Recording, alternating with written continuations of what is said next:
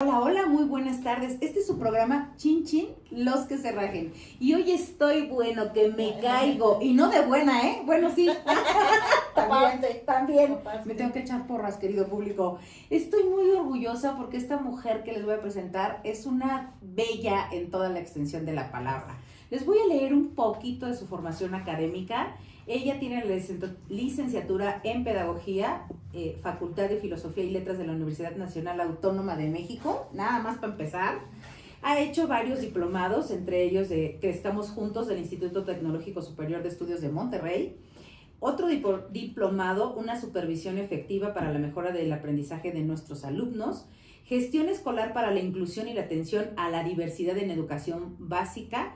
Especialidad en docencia en turismo, Facultad de Turismo y Gastronomía, Universidad Autónoma del Estado de México. Maestría en Administración Educativa de la Universidad La Salle. Así o más viejorrón tenemos aquí. Perdóname, querida amiga, por esa presentación. Tú te mereces, bueno, mi vida. Gracias, amiga linda. La conocí fortuitamente. Es una delicia tener a una amiga como tú. Gracias. Con tanta experiencia. Quiero decirte, y lo confieso ante nuestro público, que me pirateé algunas frases tuyas, querida Doris. De eso se trata. Claro. Doris ha impartido también clase, por supuesto, para los que van a ser próximamente docentes.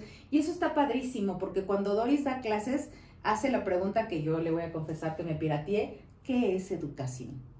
Y Doris nos decía, no hay respuestas correctas o incorrectas. Cada quien tiene su propia percepción de lo que es educación. Así es. ¿No? Claro. Querida amiga, qué Gracias. gusto tenerte aquí.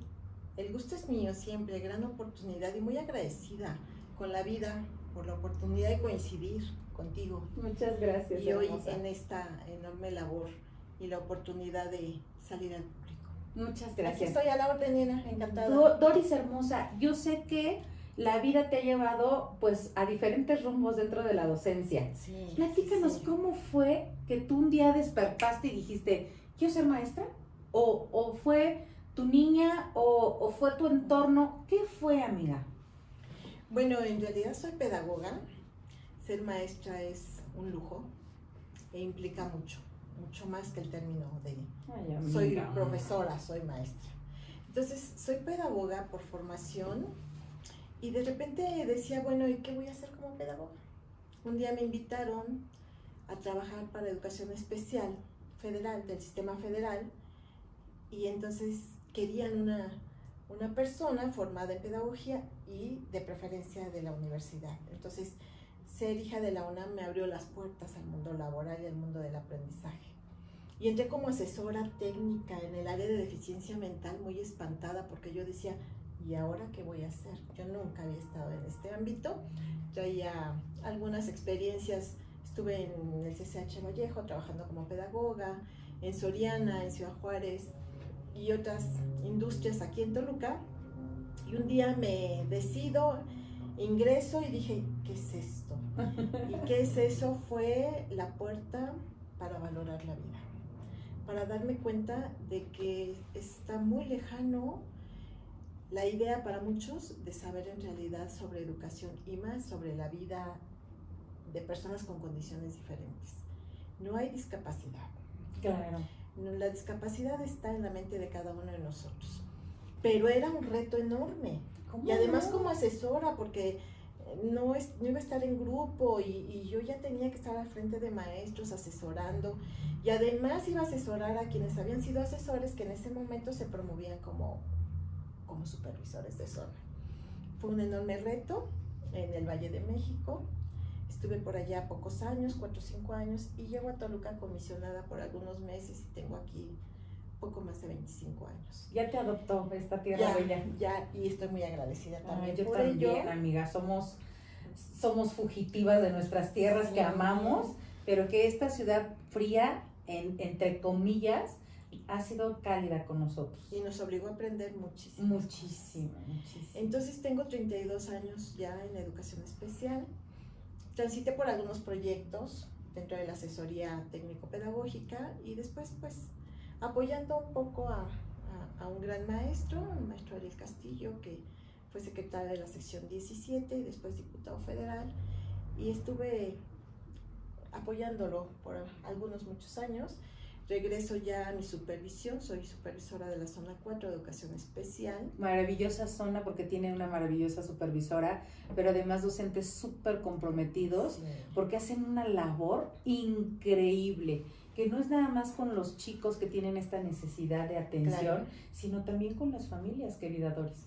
Que es obligado, ¿no? Claro. Es una gran necesidad para nosotros, de lo contrario no podríamos transitar por esto. Oye, querida Doris, y aquí voy a comentarles un poquito, para aquellos que somos docentes y luego nos quejamos de que la planeación y no sé qué tanto. Una vez tuve oportunidad de platicar contigo y también tuve la oportunidad de conocer a otra excelente docente, que le mandamos también saludos a Dora. Dora Pineda. Dora Pineda. También le mandamos muchos saludos. Un día la vamos a invitar también aquí al programa. Y en donde veía yo que hacen planeaciones multigrados. Sí, claro. Y que nos platicabas que tenías en una sola aula a un pequeñito que... pues, ¿multidiscapacidad? Multidiscapacidad, sí, exactamente. Un salón de multidiscapacidad. Uh-huh. ¿Cómo tienes ese corazón? ¿Cómo lo transmites? ¿Cómo le das tu paz a una docente que tal vez llega, o a una directora que llega contigo y te dice, Doris, ya no sé qué hacer? ¿Cómo contengo a esta mamá? ¿Cómo contengo a este papá? Porque me imagino que en este tiempo, historias has tenido un montón, amiga. Sí, creo que esto es lo que te hace cambiar la percepción de la vida. Bueno, pues en primera instancia, entender que trabajamos con personas y que todos somos diferentes, pero que hoy los chiquitos que acuden a estas aulas requieren de mayor atención solamente. Y creo que la clave está en generar conciencia, amar la vida y respetarla. Entonces, sí, los maestros pasan por procesos complicados, emocionales también, porque hay historias que quisiera resolver y la primera regla es no involucrarse emocionalmente, aunque es muy difícil y a veces no sé cómo se hace, pero siempre es lo que se claro, indica, el protocolo, ¿no? Dice eso, ¿no? Pero los haces tuyos, los haces tu familia y los niños te adoptan también como su familia. Y ese es un mundo real. Claro. ¿No? En las aulas de estas instituciones, esa es una vida real. Cuando llegan personas externas, ellos son los discapacitados, porque claro, no pueden integrarse a ese medio, ¿no? A esas circunstancias. ¿Cómo les fue a tus niños ahora? Porque bueno, obviamente que la atención a distancia para chicos que tienen estas necesidades de atención es muy poco fácil. Muy complicado porque, bueno, nos sorprendió. Claro. La pandemia superó las leyes, las normas, las condiciones, las expectativas, todo.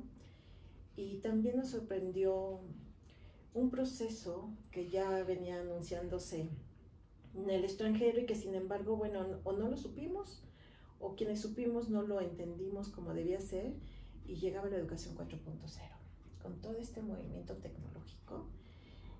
Y cuando llega la pandemia y nos vemos en la necesidad de irnos a casa y de buscar las formas de comunicarnos, se complicaba, porque las condiciones económicas de la mayoría de las familias pues no permitían que cada uno de los chiquitos tuviera un celular.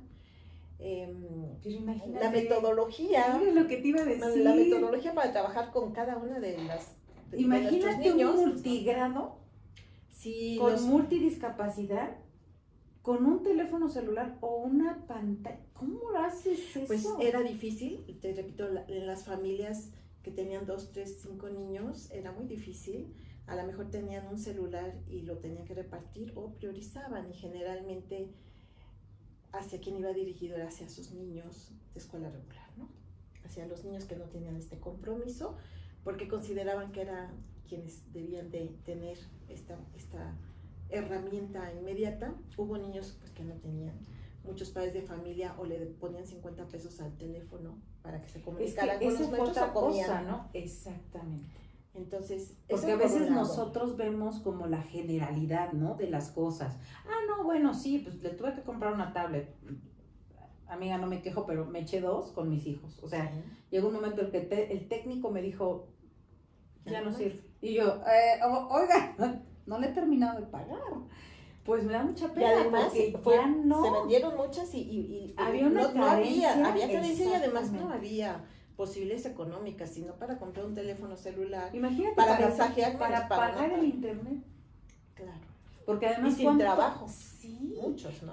¿Cuánto tiempo, por ejemplo, en tu experiencia y en la de las personas de tu zona, aproximadamente, si nosotros tenemos una atención de entre 30 y 40 minutos bárbaros, ¿qué pasa con estos pequeñitos, con esa poca atención? Porque obviamente también necesitan un acompañamiento muy personal para adquirir un aprendizaje. Sí se logró por Pasaron medio muchas del cosas. internet. Sí, yo admiro mucho a mis compañeros docentes en aula, a los equipos de apoyo, a los directores, porque realmente asumieron su compromiso y la responsabilidad. Muchos de ellos inclusive invirtieron de su bolsa para poderle pagar a los papás un depósito para sus teléfonos, para que tuvieran crédito. Buscaron todas las formas, salieron a la calle a entregar, buscaban un lugar específico y ahí les hacían llegar a los niños los trabajos.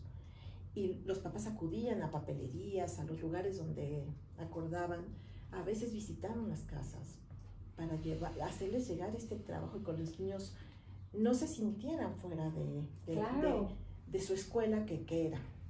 La escuela, finalmente, nuestros camp creo que han representado el espacio seguro, el espacio de vida, el espacio de comunicación, el espacio en donde juegan. Y a veces su único lugar feliz, ¿no?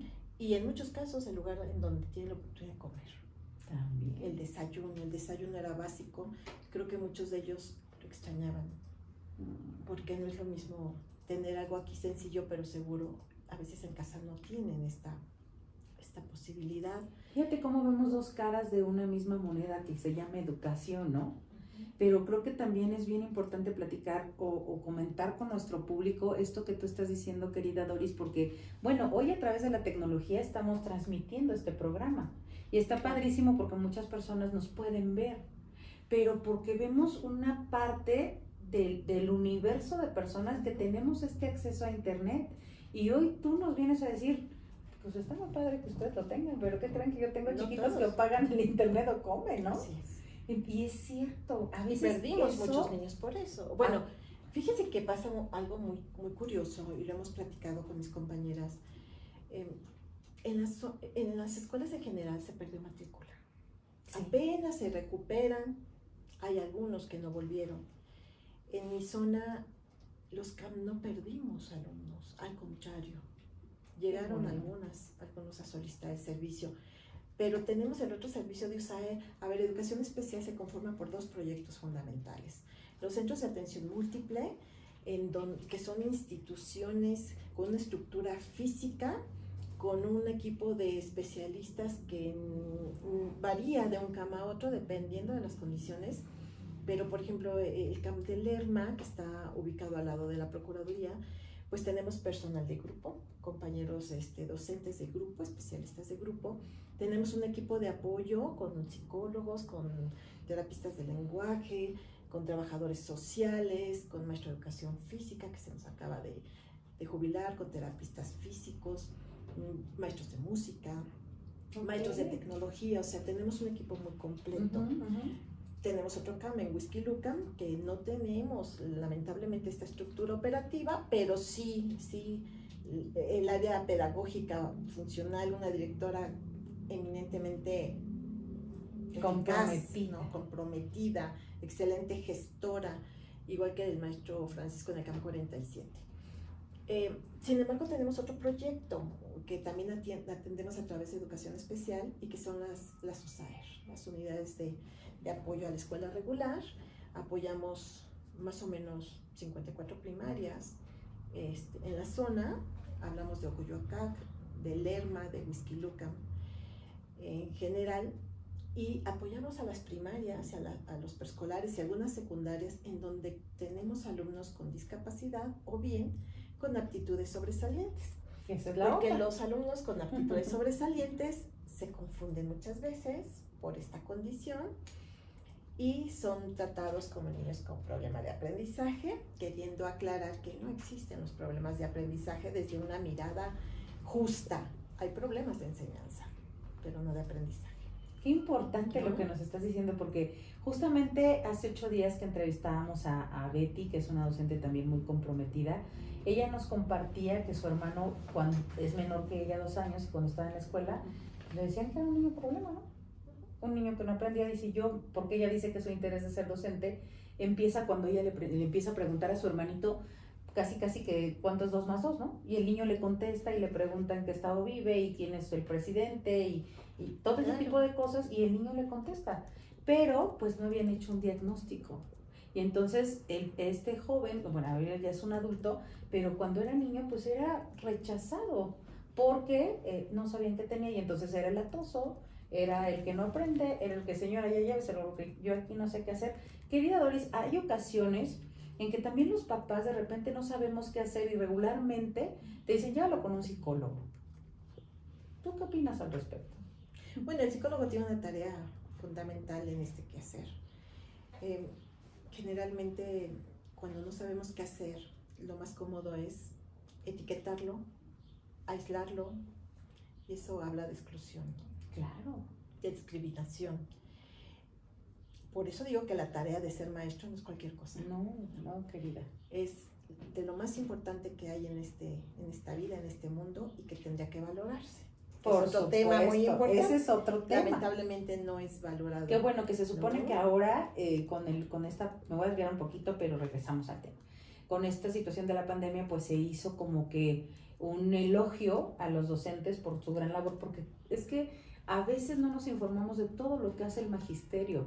Nos vamos con aquellas cosas que de repente sentimos que no son las positivas y que no son las buenas, pero no vemos todo lo que hay detrás. Claro. El gran trabajo que se hace a nivel nacional, y que sí es cierto, o sea, de repente, pues hay situaciones en donde los docentes también manifiestan su sentir, su descontento, que a veces no le agrada a la sociedad en general, ¿no? Pero creo que también pocos nos ocupamos y realmente nos echamos un clavadito para ver qué tanto hace el docente, porque el docente, pues no nada más tiene que ser ejemplo de vida, ¿no? A veces te cuidas hasta dónde estás porque no sabes quién de tus alumnos te está viendo. Claro. Obviamente compartes mucho tiempo de su vida, de lunes a viernes, contigo, donde te cuentan absolutamente hasta lo que no quieren que sepas los papás. Eres enfermero, eres psicólogo, eres nutricionista, eres todólogo. Hoy inclusive ya nos hablan que nosotros tenemos que enseñar valores, ¿no? Oigan, la educación se mama, decían por ahí.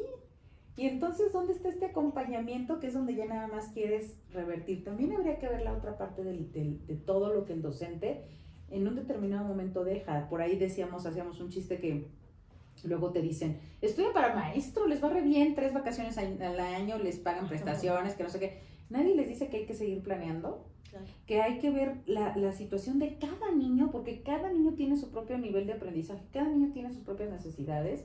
No es una queja, pero sí es reconocer el trabajo que se hace de la labor docente, y que eres de los profesionistas que te tienes que estar preparando constantemente, porque a nuestros niños en esta pandemia no les dijimos, ay, nos vamos a casa, ay, se ven ustedes, qué bueno, claro, cuando pase la pandemia nos vemos. Claro que no. Tuvimos que entrarle a aprender sobre tecnología, sí, a buscar cómo fuera accesible para los niños, a utilizar un diálogo que ellos también entendieran, a un montón de cosas. Pero seguimos con el tema que pues es que esto teníamos, nos permite, ¿no?, poder hablar, recuperar 2 situaciones muy importantes, entre muchas otras. Una es precisamente que la educación, tú decías, los valores se maman. Bueno, es que nunca hay que olvidar que la familia educa. Así es. Y la escuela forma. Exacto. Entonces, dentro de los ámbitos educativos, pues está la escuela, la educación formal que le compete a la escuela, y que sí nos sorprendió, sorprendió, pero ahí nuestros compañeros demostraron de qué están hechos. Sí. Efectivamente no teníamos horarios, fue algo bárbaro, no había horarios, y también teníamos que comprender que los papás no siempre podían enviar las evidencias que nos permitían evaluar a la hora que se les solicitaba, porque tenían que salir a buscar el pan para sus hijos. Y si llegaban muy tarde, a esa hora se comunicaban con los maestros, a esa hora eran atendidos. Y mis compañeros seguían retroalimentando ese apoyo en casa. Si es cierto, los papás de repente algunos se quejaban y decían, estoy haciendo su trabajo. No sé si en todos lados, pero aquí en la mayoría no, porque no teníamos la posibilidad de traerlos al Claro. espacio de la escuela. Claro. Entonces sí, se mudó la escuela a casa, pero siempre con el seguimiento, con el apoyo, con la orientación de mis compañeros. Es muy importante también comentar que lamentablemente hoy se perdió, y esto ya es un comentario desde la perspectiva laboral. Hace muchos años los maestros estuvimos en mejores condiciones, Claro. con una seguridad laboral impresionante, y que fue un periodo interesante y que cada quien habla desde la perspectiva. Yo tengo una opinión muy propia, muy respetuosa y de mucho reconocimiento al momento en que la maestra Elba Ester Gordillo estuvo a cargo de esta gran responsabilidad educativa nacional a nivel del Sindicato Nacional. Y tuvimos muchas ventajas, y entre ellas la doble plaza, el escalafón, el contrato colectivo, entre muchos otros elementos. De años para acá se perdió la posibilidad de que se tuviera una doble plaza.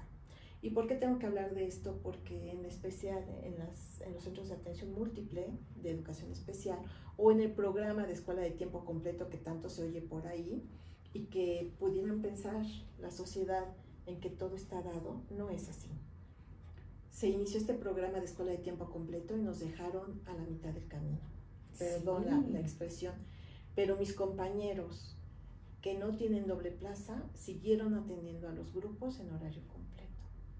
Trabajaron varios años con este programa. Había una compensación que sustituía la doble plaza sin mayor beneficio, más que una cantidad, y de repente, antes de la pandemia, en noviembre les dejan de pagar 4 meses, pero mis compañeros siguen trabajando.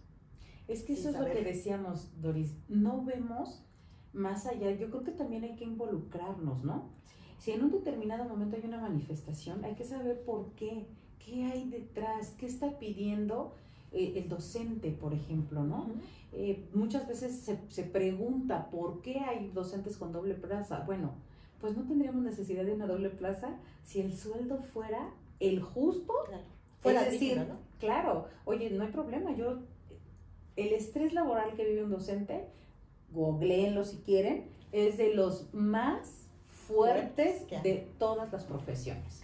Porque obviamente es atender a un número de niños que tiene diferentes necesidades en el aprendizaje, y entonces tú te tienes que buscar estrategias para que el que es auditivo, aquí hay una estrategia, pero el que es visual y también el que es kinestésico, y si tiene alguna situación, porque a lo mejor ni es ni el uno ni el otro, pero en este momento no les es fácil aprender porque a lo mejor no comió, claro, porque a lo mejor vio a sus papás pelear, porque se quedó con la abuela, porque es un niño golpeado, porque es un niño golpeado, exactamente, es cansado. Pero ¿por qué recurre un docente a una doble plaza? Pues porque la necesidad económica lo apremia. Yo no estoy en desacuerdo de que se quiten las dobles plazas, claro que no, adelante, nomás paguen lo mismo, ¿no? Sí. Tengo ahora la oportunidad, este programa ya se volvió muy fuerte. Tengo la oportunidad de trabajar, mucho tiempo estuve en la parte pues de las escuelas oficiales públicas, y tengo la oportunidad de laborar en las escuelas oficiales particulares. ¿Qué le decía yo hace poco a una diputada federal? Le digo, oiga, los docentes somos todos. Sí, es cierto, yo también trabajé del otro lado. Claro. Y nos dio mucho gusto que nos reconocieran a nivel nacional que hacemos una gran labor. Pero los dueños de las escuelas son los dueños de las escuelas, y los docentes seguimos siendo los docentes. ¿No sería que usted pudiera colocar una petición en donde se tenga que colocar y decir que haya una partida para docentes de escuelas particulares con un reconocimiento económico, si quieren, al año? Porque también hacemos una labor docente, ¿no? Y si no, imagínate qué pasaría si todos los docentes que trabajamos en escuelas particulares nos uniéramos y dijéramos, pues, aquí estamos, señor, quien sea, ¿cómo lo vamos a hacer para que le dé trabajo a tanto docente? Pues iniciemos porque se puedan agrupar y formen un sindicato, ¿verdad? ¿no? O se agrupen. Claro. Un sindicato. Hoy la ley permite esto. Sí. Ven porque me encanta platicar con ella, ¿no? De que se puedan agrupar a una organización sindical que les represente y que garantice los derechos de los trabajadores, ¿no? Maestra, si usted escucha este programa, ahí le encargamos unas asesorías, por favor, con todo nuestro respeto. Cada quien tiene libre albedrío, Claro. como decía Doris hace un momento, ¿no? Habrá quien se exprese de una manera, habrá quien se exprese de otra, pero pues también hay un dicho que dice que cada quien habla como le fue en la feria. Entonces, mi reconocimiento también, porque en un determinado momento, hace algún tiempo tuve la oportunidad de ver a una excelente oradora, increíblemente apasionada, muy joven la maestra, pero bueno, hay cosas buenas. Yo creo que todos los seres humanos tenemos una dualidad y habrá quien se vaya con la que es idónea para nuestra forma de ser y hay quien estará en contra, como Claro, en toda la como vida. todo. Pero hay que reconocer Todo depende del interés y del Claro. amor por la vida. Y Nosotros del tenemos cristal un con gran, que lo como lo miremos, mires, ¿no? Sí. Pero es muy importante que sepan realmente qué pasó o algún punto de vista como muchos que hubieron, como tantas personas hay. Esto sí sucedió y sigue sucediendo. Seguimos teniendo muchos compañeros con una plaza, pero cumpliendo con una labor impresionante. La magia se hace en las aulas. Uh-huh. La transformación de un país y la garantía de la evolución y de que un país avance con calidad es la educación. Y ahí no le apuestan muchos intereses. Y por eso la guerra mediática de hace años, en donde hablaban de la responsabilidad del maestro ante esta caída educativa, que bueno, nunca se levantó, y siempre nos hicieron responsables de esto. Los papás asumieron la sociedad, lo compraron y lo hicieron suyo, pero nunca hicieron suyo el tener muy claro, insisto, en que la familia educa. Uh-huh. Y nosotros formamos. Es A que es nosotros más nos fácil toca delegar. formar. Claro. Es más fácil decir, lo llevé a una mala escuela, le tocó una mala maestra, un mal profesor, en lugar de asumir nuestra responsabilidad con los padres. También yo estoy claro, obviamente, todos los niños, todas las personas somos seres integrales, buscamos que así crecer como esta plantita que tenemos aquí, pero indiscutiblemente también hay que ver que el mundo está cambiando y no es porque nosotros no queramos cambiar, pero ¿en dónde se le da este justo medio al docente? Sin que en un determinado momento sea como antes, ¿no? De que la letra con sangre entra, pero sí creo que el respeto debe prevalecer, porque hoy también los niños son muy empoderados, no todos, lo aclaro, pero sí hay mucho empoderamiento en donde ya son hasta groseros con los docentes.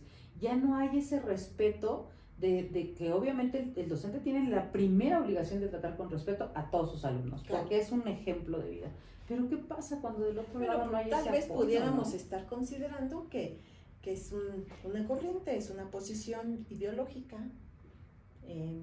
Por ahí hay que revisar la Agenda 2030, que ha determinado muchas situaciones, y una de ellas es que está acabando con la célula de la familia, ¿no? Cuando se fractura la familia, la célula familiar, se empiezan a generar muchas situaciones, consecuencias graves que a veces le ha asumido la escuela. Quiero resolverlo, no nos toca, sin embargo lo hemos hecho.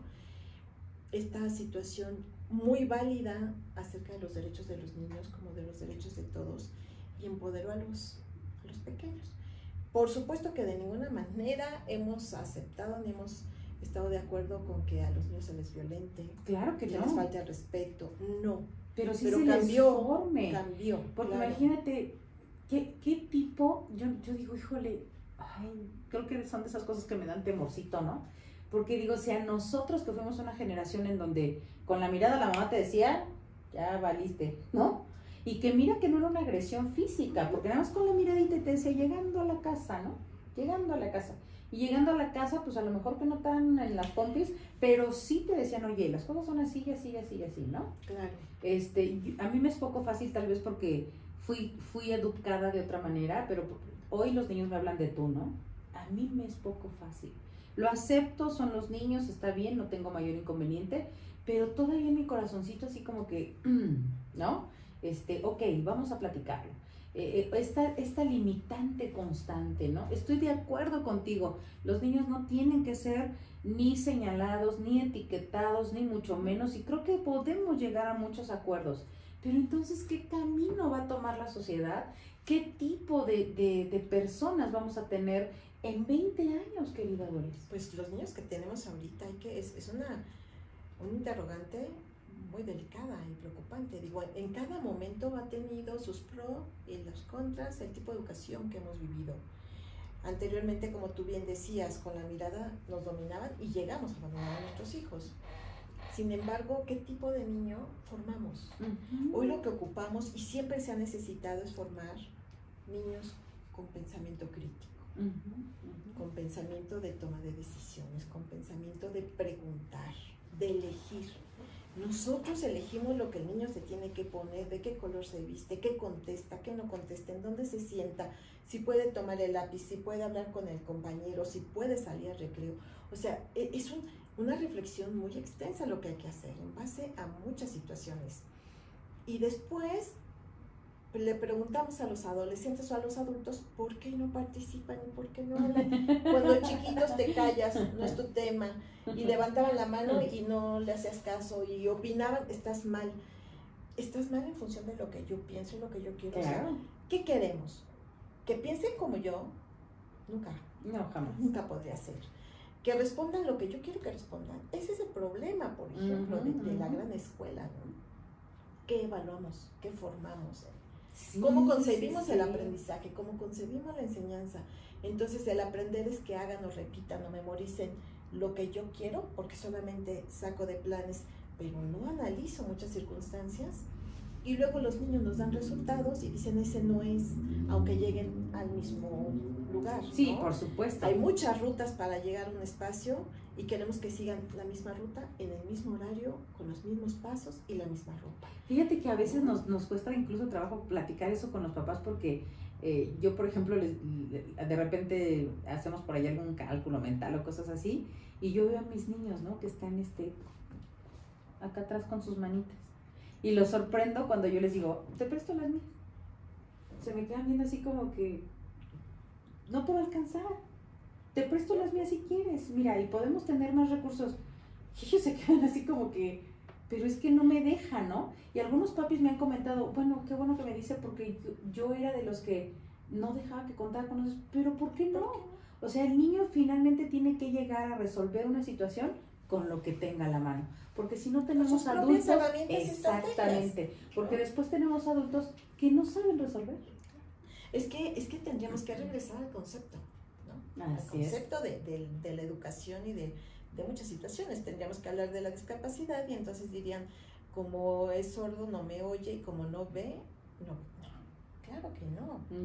Claro, es un mundo maravilloso. El cuerpo humano es algo increíble. Cuéntanos algo pudiera estar detenido, pero otro platícanos, por ejemplo, ¿qué te ha admirado que en estos más de 30 años que tienes en esta magnífica carrera donde sobre todo atiendes a chicos de educación especial? ¿Qué es que tú dices, no, esto me llevó a sentirme bendecida porque logramos esto? Pues muchas experiencias, muchas. Una de ellas es, qué triste, qué preocupante es que nosotros podemos ver, pero no vemos. Tenemos la posibilidad de escuchar y no lo valoramos.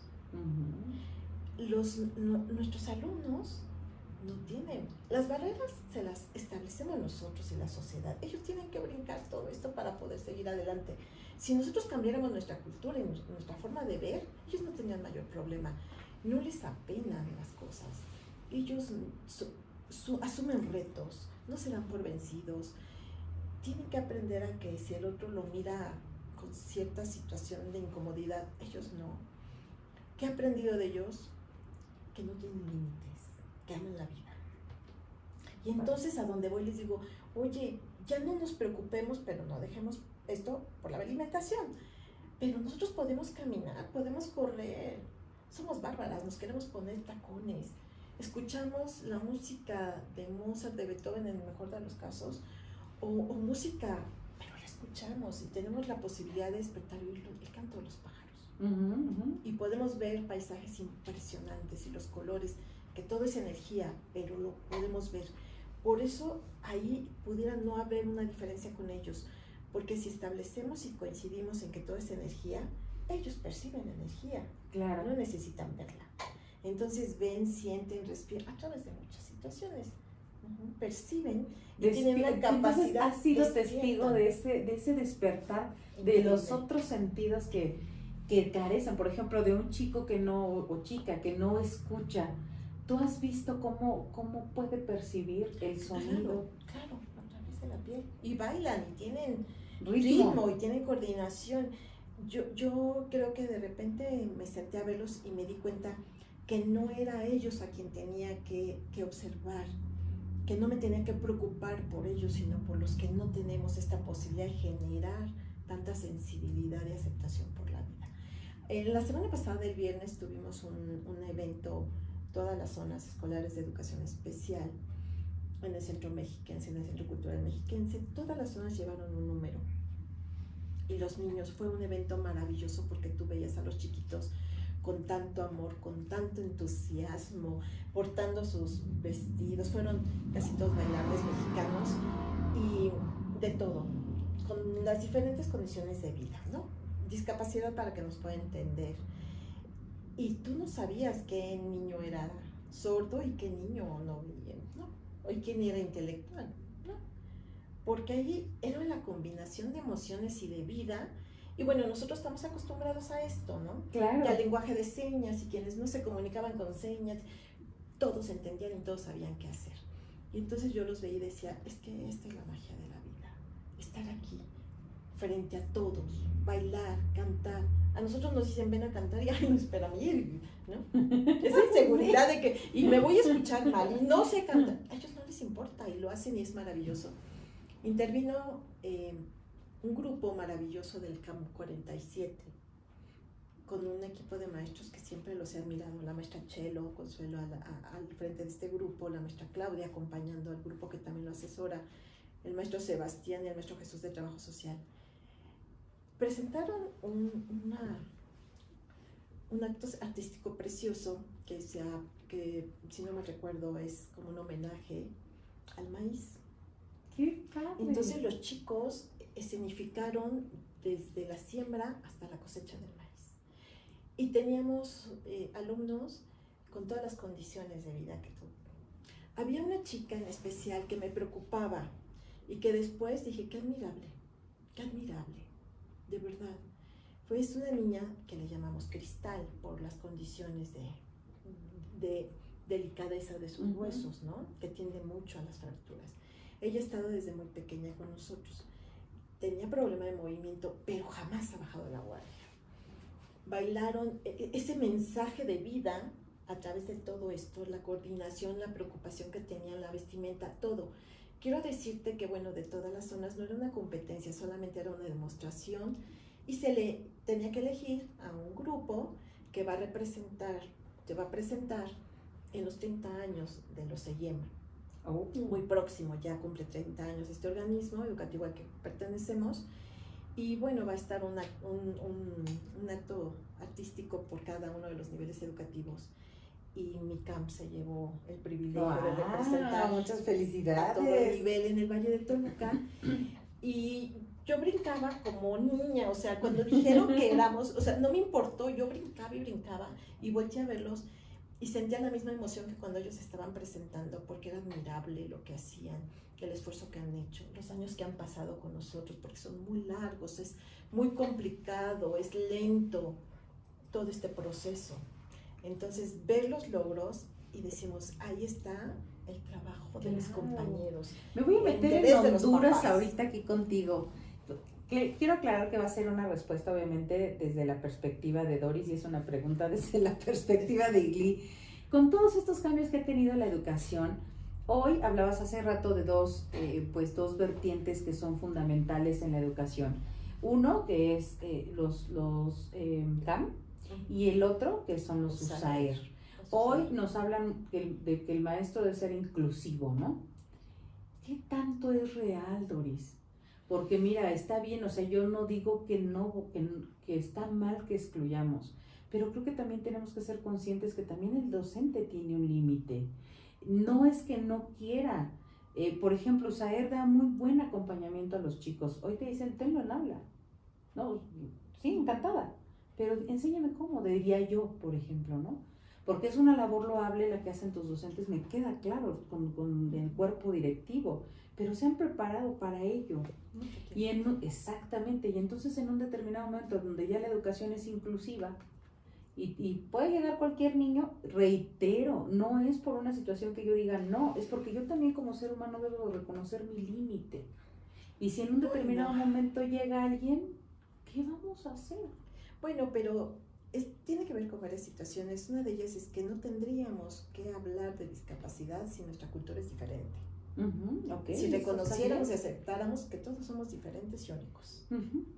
Algunos es evidente la pérdida auditiva, pero en otros puede tener los dedos de los pies con defectos, pueden no caminar o pueden no verse por el zapato. Y como no es evidente, entonces no es diferente. Claro. Todos somos diferentes y tenemos que partir desde ahí. Si esto lo viéramos así, y es una posición cultural, no habría discapacidad y por lo tanto no tendríamos que hablar de inclusión.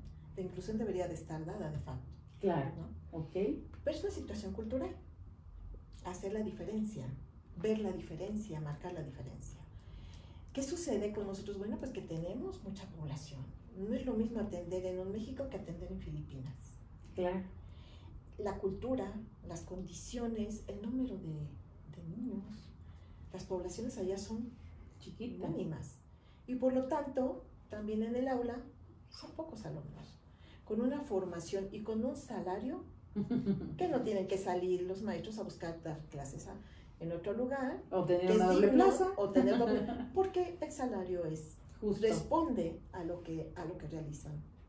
En un país en donde los salones de escuela regular están, pero excesivamente saturados, o en donde los maestros, pues sí, consideran que es un trabajo extraordinario, difícil, que requiere de sus tiempos, o no quieren comprometerse, pero hay muchos que sí lo hacen, muchos. Es un tema de cultura, es un tema de percepción, pero a nivel de autoridades es un tema de considerar la labor docente. ¿Qué queremos formar? ¿Hacia dónde va el modelo educativo? ¿Desde dónde viene? ¿De dónde se deriva? Bueno, pues nosotros estamos impactados por un planteamiento neoliberal, ¿no? Un programa económico neoliberal que nos ha señalado qué tipo de persona tenemos que formar. Me voy a escuchar a la mejor drástica, espero no afectar o no herir susceptibilidades. Pero vaya, en un sistema así lo que se pretende es generar profesionistas o mano de obra. Y aquí lo que se genera es mano de obra barata. ¿Sí? No les interesa apostarle a la educación especial porque cuando egresamos a nuestros alumnos no son gente tan que sí son, pero no lo han considerado así, productiva, que le pueda regresar al gobierno lo que gastó, porque habría que diferenciar en lo consideran inversión o lo consideran gasto. Y para ellos educación especial no les reditúa a futuro lo que han tenido que invertir y por lo pronto se convierte en un gasto. Para la escuela regular lo que generan es mano de obra barata. Habría que hacer una revisión a plan y programas, de dónde vienen, cómo vienen, qué es lo que esperamos, cómo esperamos, qué formamos y qué vamos a formar. Y el atender a nuestros alumnos es una obligación. Claro. Y está marcado en el tercero constitucional. Hemos peleado mucho porque la educación especial se mantenga y que viva un proceso de acuerdo a cómo se transforma la cultura para bien de los alumnos y de toda la sociedad. No para integrarlos como hubo esa tendencia hace años y que tampoco se ha perdido de vista, a incorporarla a la educación primaria y que USAER sea un docente más de escuela primaria, que no me parece mal, no, solamente que aún no estamos en condiciones de dar la atención específica que ocupan nuestros alumnos. Estoy completamente de acuerdo con Debería en un estado de una cultura diferente, que mire, que sea inclusiva desde su origen, no porque lo señalan, sino porque nace. Esto tiene que ver cómo percibes la vida, cómo te ves, cómo ves a los otros. Y tiene que ver con muchos intereses políticos, sociales y económicos. y que Es vienen que a veces terminar olvidamos en el tema esa parte, educativo. ¿no? Claro, Exactamente. y nosotros, bueno, pues la educación siempre tenemos que mirar todos estos aspectos para ver cómo nos va a impactar. No siempre nos impacta bien. No sé, que pasan cosas muy curiosas, pero crece el número de alumnos, de chiquitos que requieren de servicios así. Yo lo veo más ahora, ¿no? Yo pensé que nada más era la única, como que veía que está haciendo una situación recurrente. Creo que ha ido en aumento. No sé también a qué se deba, o a lo mejor que ahora nos damos más cuenta. Doris, ¿qué pasa estamos hablando mucho, pues obviamente, de nuestros niños que tienen esta necesidad de atención y que a través de instituciones como la que diriges, se está haciendo un trabajo de años, de tiempo, de dedicación, de esfuerzo. ¿Qué pasa con los papás? Yo me imagino que en un determinado momento, ustedes no son nada más de decir, pues ya mi niño o mi niña y ya, ¿no? ¿Cómo aportan ustedes a que al papá, porque obviamente es un choque, no estamos preparados, como tú lo decías, somos una sociedad en donde esta parte de inclusión debería estar inmersa y no la está. Y por esa situación, pues el padre de familia también a veces sufre, ¿no? ¿Hacen algo ustedes como institución? ¿Les dan algún apoyo, alguna orientación? Pueden incluso a veces ser un hombro para decir, calma, o sea, ya llegaste aquí, claro, vamos a trabajar juntos, ¿no? Bueno, es que el trabajo en educación especial es interdisciplinario e intradisciplinario. Y esto tiene que ver con que hay especialistas que atienden a la familia, ¿no? El área de psicología y de trabajo social tiene muy claro dentro de sus funciones que el asistir, el apoyar, el orientar a la familia a favor de la atención del alumno es un garante. Sin la familia no avanzamos. Y en ocasiones no tenemos ese apoyo de la familia y nos cuesta mucho trabajo avanzar con los chicos. Viven un duelo que debería de tener un fin, a veces se prolonga, a veces no termina.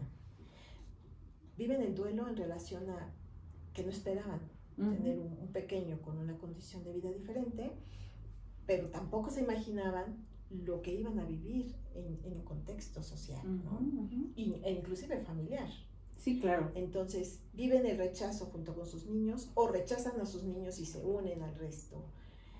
Y es una dinámica bastante complicada que nos lleva mucho tiempo. Sin embargo, ahora ves familias muy preparadas, ves familias dispuestas. ¿Qué tenemos que hacer? Trabajar uno a uno, célula con célula. Trabajamos con la familia, pero también trabajamos con los compañeros de escuela regular.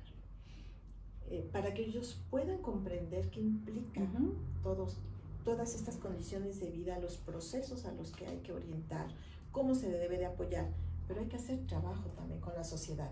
Y en la escuela, con los alumnos del grupo en donde los chicos llegan. Es muy importante cuando el grupo entiende, acepta y asume inclusive y se dan algunas unas situaciones de relación, bonitas, ¿no? de apoyo, porque se llevan, vente, yo te traigo, protegen y van haciendo un trabajo hacia afuera. Nos dan grandes lecciones. Claro, deben ser sensibles y entonces tienen que sensibilizar al otro grupo y a todos los que conforman la escuela y a los vecinos y al que vende las maletas afuera de la escuela, ¿no? Exactamente, porque tiene que ser pues en un contexto general. Querida Doris, es maravilloso platicar contigo. El tiempo se nos está acabando. Sí, tenemos mucho que hablar. Y tenemos mucho que lavar. Es un placer tenerte aquí. Gracias. Un gusto, me da de verdad mucho gusto. Creo que hoy nos abriste un poquito más al público que está del otro lado escuchándonos y viéndonos. Toda esta parte de la educación especial, que bien lo decía Doris, no tendría por qué ser llamada así, ¿no? Tendríamos que buscar como sociedad, independientemente si tenemos alguna persona cercana, amigo, familiar, que tiene un hijo o él mismo vive una situación diferente, pues empezar a buscar cómo nosotros desde nuestra propia trinchera ayudar, ser solidarios también y buscar aperturar la mente nosotros, porque el problema no es de ellos, es de los que los rodeamos. ¿Cómo cierras tu programa, querida amiga? Bueno, pues agradeciendo siempre. Si hay algo que tenemos en la vida es saber agradecer la oportunidad de hablar de la pasión que se siente por la vida, por los alumnos, por la admiración que ellos han despertado en mí por ese compromiso que se tiene, porque él se lucha mucho, porque a veces nos volvemos un poco estrictas o luchadoras incansables por el respeto. ¿Y qué tiene que ver con esto? Bueno, si yo me quiero, si yo valoro mi vida y si yo me respeto, realmente lo voy a hacer con el otro y no voy a tener la necesidad de mirarlo diferente o de establecer barreras para la vida. Aquí hablamos de barreras para la vida, para el aprendizaje y la participación. Agradecer la oportunidad de que nos escuchen, de que sepan que no es lo que a lo que han tenido el acercamiento, que hay mucho por aprender, hay mucho por cambiar y que la transformación empieza por uno mismo. Lo hemos dicho mucho en este programa, quienes nos siguen, todo empieza con un trabajo interno. Sí. Contigo, para ti, y efectivamente cuando tú te das ese tiempo para ti, cuando tú inviertes en tu persona, todo lo demás se va dando por añadidura. Claro, no puedo pedir que tú cambies si yo pienso igual. Así es. Primero cambio para poder dar. Exactamente. Y la oportunidad de estar aquí para poder platicar un rato es una gran oportunidad que siempre voy a agradecer. Y Gracias. Siempre serás Gracias. invitada a este Gracias. programa con los brazos abiertos. Muy amable. Estaremos muy pues pendientes de cuándo Doris nos puede volver a visitar y les vamos a compartir, porque este es un tema que da para mucho platicar con ustedes. Les agradecemos como siempre su visita a nuestro programa y recuerden, chin chin, los que se rajen. Y cierro con lo siguiente, chin chin, si no haces un cambio de percepción de la educación especial. Gracias. Nos vemos pronto. Muy buena tarde. Bye. Muy amable.